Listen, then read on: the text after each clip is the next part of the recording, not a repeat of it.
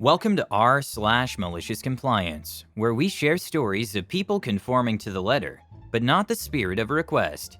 Thank you, friends, for subscribing to the channel, and for so many likes. The first story: cop made up BS rule about a full and complete stop that takes 5 seconds. Whole neighborhood ponies up to comply.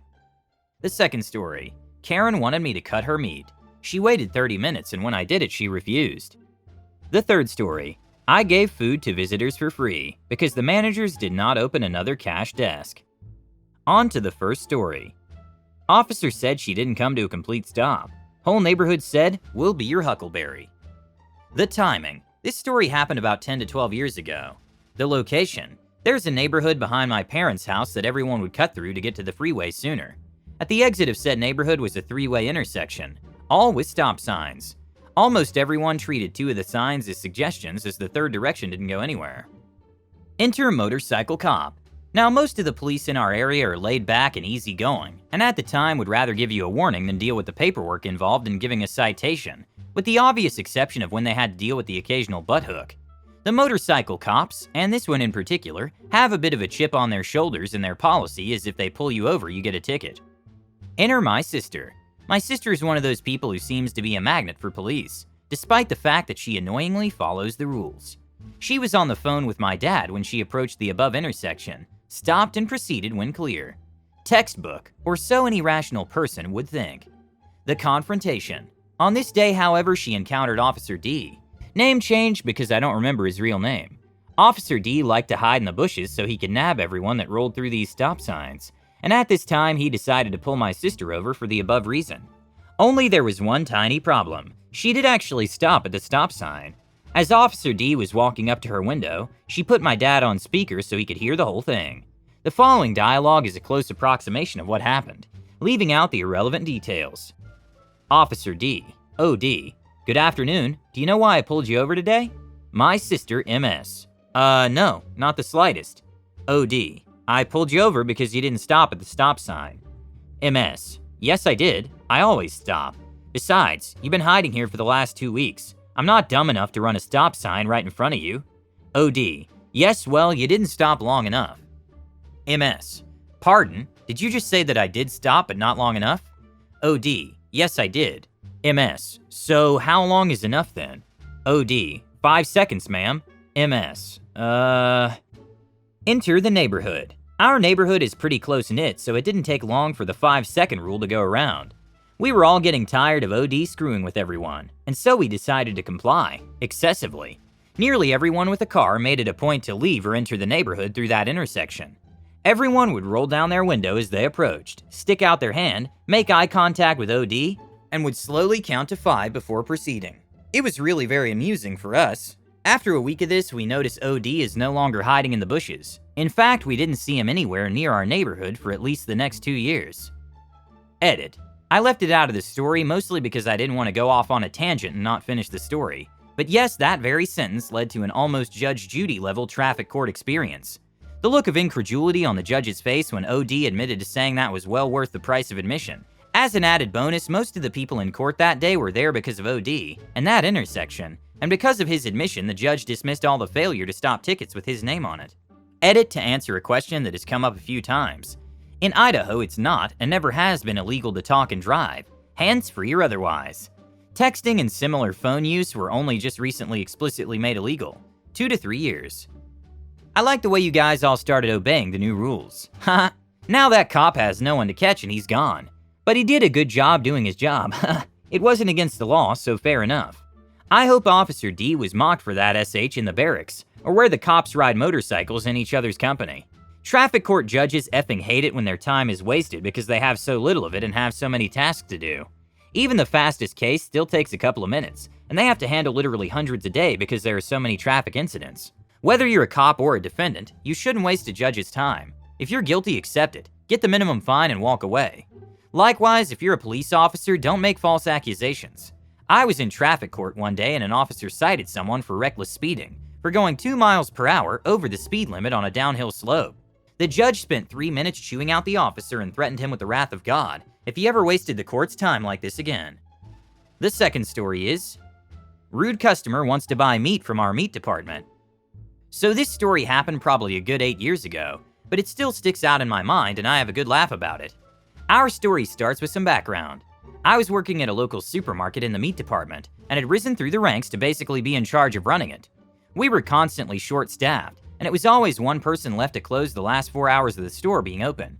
This meant dealing with the occasional customer, and also the dishes in the back, machines being cleaned, stock being put in the walk-in, and other prep stuff. One machine in particular, a motorized meat tenderizer, had to be cleaned and soaked overnight, as the thing is literally 2 spiral death razor blades. It took some effort to clean and generally had to soak for at least a half hour before you'd be able to rinse it off and soak it again. So it was common to have this machine. All other things were working until closed except this machine, disassembled about an hour before we closed. The rude customer is this lady who would always come in and insisted we tenderize her meat selection, and every time she would get the same answer of, "We're sorry, but that particular machine is closed earlier due to it being harder to clean," and she would scoff and leave. There was probably 2 weeks of her doing this despite many attempts and offers of our direct line, so she could call ahead and we would have her order ready. No dice. Well, this day I was closing down the department, and it was getting close to closing time, about 40 minutes left, and in walks the entitled lady, and she makes her way through the aisle and walks up to the meat counter. She again wants the same order. I try to explain again it's closed. She does her normal scoff and walks off, and I think that's the end of it.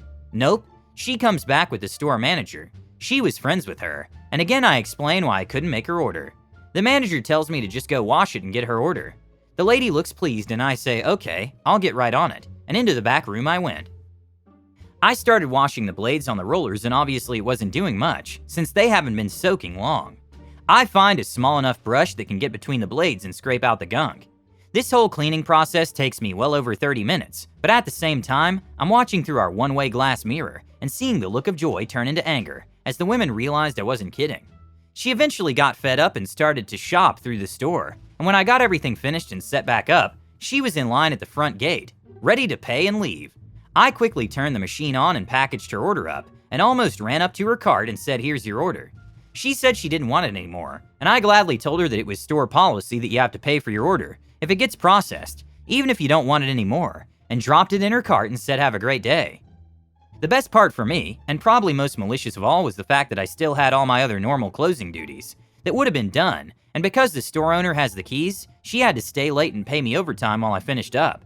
After that night, they did not question me again. The rude lady never came back to my knowledge, and yes, she had to buy the meat. I watched her check out and try to fight it, but no dice for her. Hope you enjoyed the tale for my college job, and if you're out there, lady, I hope your meal was wonderful. Haha. Edit. So the order was cube steak. Huh. I also realized we could have done it by hand, and it was offered to her many times. She insisted it had to be put through the machine or they wouldn't come out right. A great compliance. You killed 2 birds with 1 stone. An angry customer bought meat she didn't want to buy, and the manager stayed until after she closed her shift. Obviously, your MC was better and worth it, but after the first 2 times she left empty-handed. I would just tell her what she wants to hear. Unless she physically sees you chop the meat, I guarantee she won't be able to tell the difference. Most likely, this woman is the kind of woman who thinks everyone should serve her. My mom worked at a pizza place and met a lot of privileged customers, but one stood out. Let's call her Karen, Kay. Kay wanted everything done quickly, and people would get on their knees when she walked into the pizzeria. And as fate would have it, Mom was promoted around the same time. Mom instituted new rules that before she left, the customer had to look at the pizza and say the order was correct, and she wrote the names of the people who would ask for free pizza. Suddenly, the number of people asking for free pizza has decreased. I wonder why. The last story is, our policy says we can give all products away for free to the 4th waiting in line, so I did. Context. I work at a local supermarket as a low-wage cashier, and this happened at the beginning of this year. Our supermarket chain decided that in 2020 there should be less people on the work floor because they wanted to reduce wage costs. Now that wouldn't be such a bad idea if they didn't apply it to busy days, and I work on the busy days. You should also know that at my supermarket we have a rule that the 4th person waiting in line gets all their stuff in the basket completely for free, unless all regular checkouts are occupied. In our supermarket there are 3 regular checkouts, but usually they're not all occupied. It was a busy Saturday and I was the only one behind a checkout. My boss is currently working, and also another fellow employee. It's around 10 a.m. and usually it gets really busy around 10 a.m. and 12 p.m. There are 3 customers at my checkout, and I start to get a bit nervous and ask through my earpieces that somebody needs to open up another checkout. My boss, she's a nice boss by the way, I don't have any grudge against her. Tells me that everything is fine. Alright then, everything is fine. It gets even busier, and there are now 5 or 6 people at my checkout. Boss is dealing with self-scanner customers and the other employees at the alcohol checkout. The alcohol checkout is a separate checkout. I tell my boss that someone really needs to open up a new checkout or I'm gonna have to start handing out free goods to everyone. She tells me not to, and just send people to an empty checkout.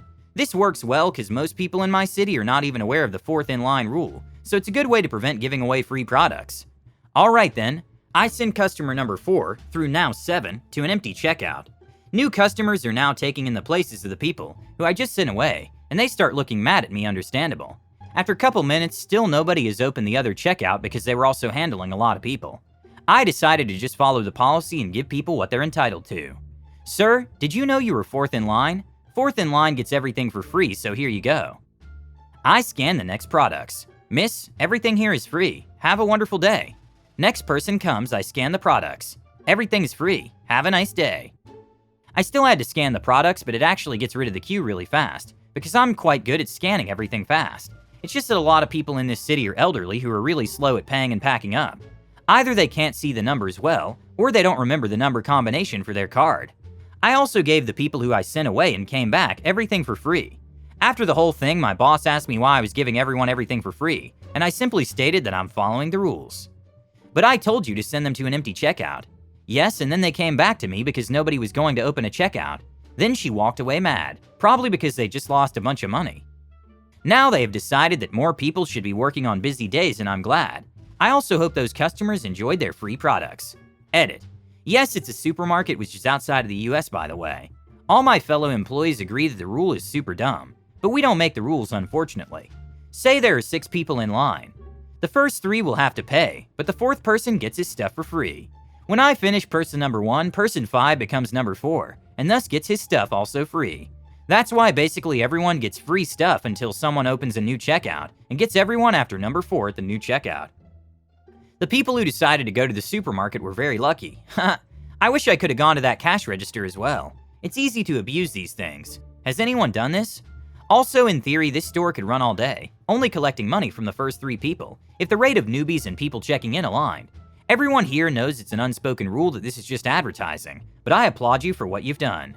I wish the supermarket near my house had this policy. I once stood in line at the checkout line for about 40 minutes. I was really peeved. The shift managers who might have opened the extra lanes didn't. After I called the general manager, they opened one checkout line, but I didn't go to this supermarket after that. It would have been cool if they had that policy and I was 4th in line.